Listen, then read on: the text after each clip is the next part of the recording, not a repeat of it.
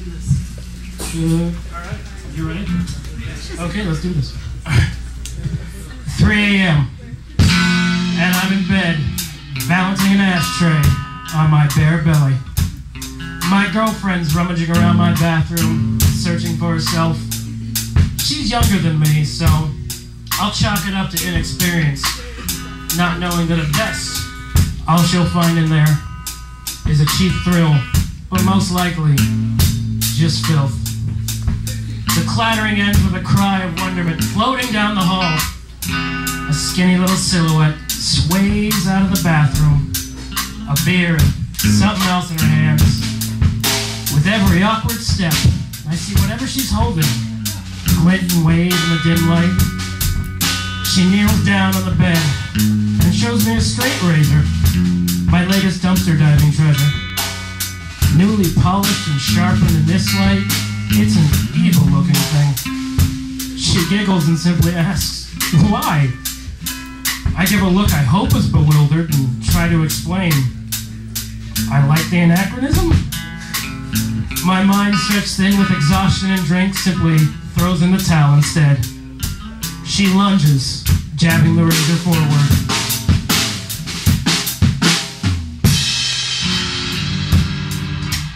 It's now perched, quite comfortably, on my throat. I slightly shrug, feeling a little bit of the blade cutting a divot in my stubble and skin. Why aren't you scared? Why aren't you worried? Very slowly, my left hand wraps around her throat, and I give a little teasing squeeze. With a lazy drunken hiss, you know why. She smiles. I smile.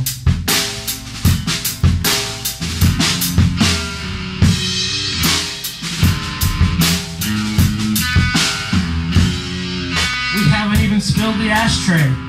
We're in perfect balance as I try to ignore what's going on. Horrid pulses from a brain kicked back to childhood, dripping down my spine. We stare at each other for a long enough time for our inherent awkwardness to rise up and slowly fade as our minds attempt to recall how the hell we ended up here. In my slowly rotting apartment on a Monday night, smoking cigarettes from a pink dome ashtray and drinking ourselves angry, wondering how everyone else can stand waking up for work, well-rested and unafraid. For just a moment, there's a crack in our eyes. I can tell, because I'm pretty sure I just did the exact same thing. A brief flash of perfect, horrifying comprehension of why we're in this shithole that for tonight we're calling home at 3 in the morning, knowing there's 1,000 better things to be doing. Two lost and terrified drunks, so desperate to prove that they care about something, that they're willing to literally hold its life in their hands.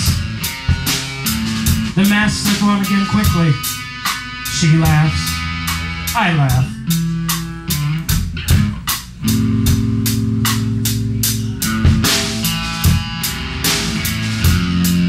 The razors tossed lazily in a corner. One could even forget what had been doing there just moments before. The hands I pretend to ignore, that look of anticipation that was on her face. She delicately scoops up that pink ashtray and replaces it with her head. A little bite and heavy breathing is the only thing that lets me know she's still conscious as she lunges again. A snarl and a little kiss on the lips is what I get for my trouble. She downs her beer and tosses it at the razor, rolls to my side and burrows under sheets. I hear a muffled command to take a walk. If this was a cartoon, little fury lines would be coming from the bed right now. I should be bothered, but frankly, I don't have the heart to look at her right now either. I pull on a shirt and pants and walk out the door, buy a couple beers and double fist them, sit on the corner, stare at the passed out businessmen on benches and try to work up a righteous indignation that a woman I love is angry at me.